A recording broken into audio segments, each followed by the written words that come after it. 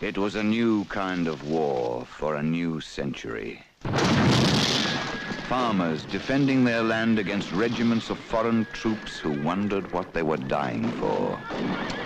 It was a taste of things to come. Harry Harbord Morant, Lieutenant Bushveld Carbineers.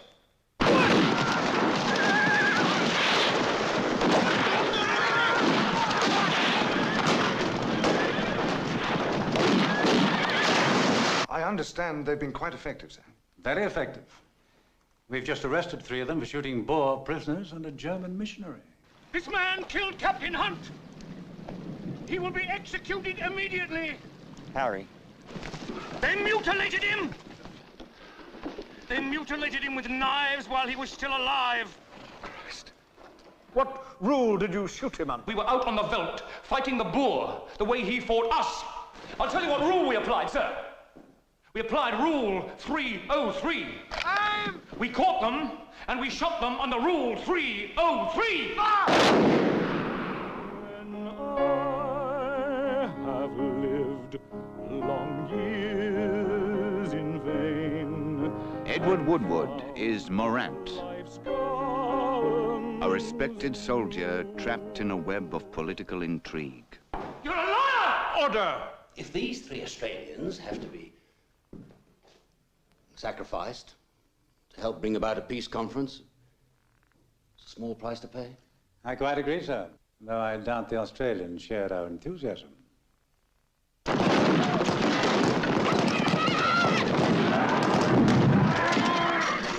not sure I like you blokes enough to help you. Jack Thompson is the defense counsel, who refuses to be pressured. Before I was asked to defend these men, I spent some months burning Boer farmhouses, destroying their crops, herding their women and children into stinking refugee camps. Now, these orders were issued, sir. And soldiers like myself and these men here have had to carry them out, however damned reluctantly.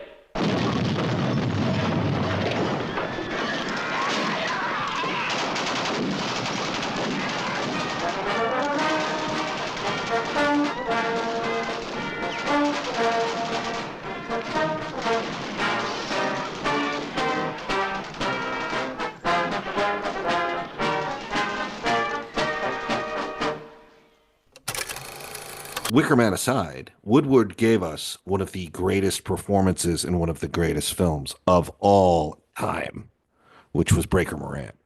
Oh, for sure. Shoot straight, you bastards! Incredible. From start to finish. Incredible. Lieutenant Morant, Captain Hunt was a particular friend of yours. Yes. I was engaged to his sister in England. So his death was very disturbing to you? Well, it was more the way he died. He was mutilated. You were present at the action where Captain Hunt was killed? No. Well, then how do you know he wasn't killed in a fair fight? Because I saw his body. Sometime later, you can't possibly know how Captain Hunt met his death. So you cannot produce any evidence to connect Visser with it. So then, why did you order him to be shot? It is customary during a war to kill as many of the enemy as possible. And was your court at the trial of Visser constituted in any way like this? What rule did you shoot him under? Like this? Oh, no, sir, no, it wasn't quite like this. No, sir, it wasn't quite so handsome.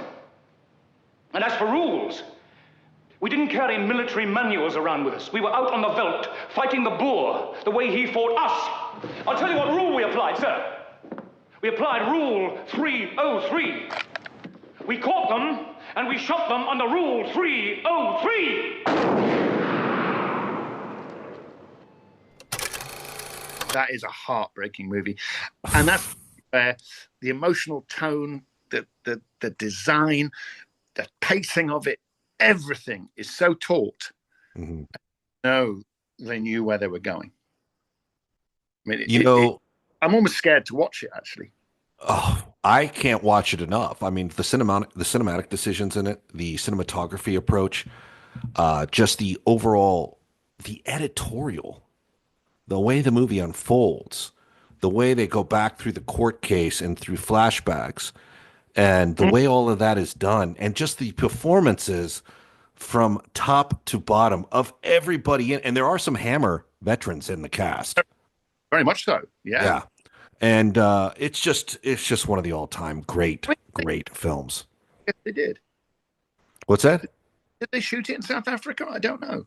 I don't know. To me, it feels like they shot it in South Africa, but they may have very well used Australia for it. Because they had Brian Brown? No. Brian Brown's in it. It's a great cast, man. It's just an incredible group of people.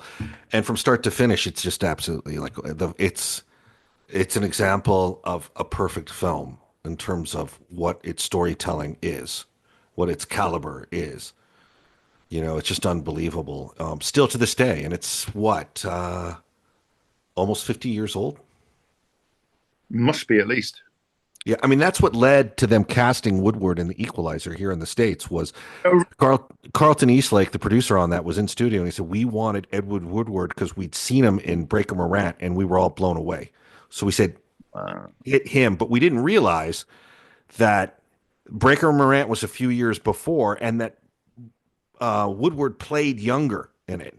So when Woodward showed up, he was an older guy, and they had to change their approach to Equalizer and make him more like a Michael Myers type who walks after people instead of being this high octane John Wick type, which is what the original approach was going to be. The Equalizer was going to be like a lot more action based, but you can't say no to Woodward's presence if you can get him, No. Well, funnily enough to us, it felt like a type because it was much more like John Steed in the Avengers. Or the idea of the enormous calm. I know what's going to happen here. You don't. I do. How funny.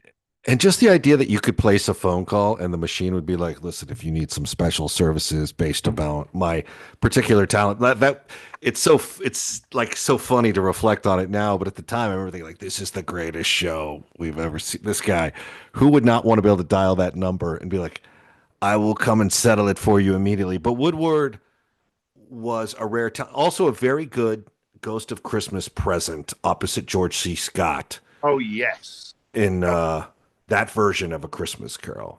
And a great what? Singer. When he sings that song, man, I was watching one of his kids. I only worked with one of the sons in a As You Like It production, but because they had their own touring company that went for a long time, but Kate O'Mara was also in. But they were saying in an interview I watched that he was a man who sang through his life.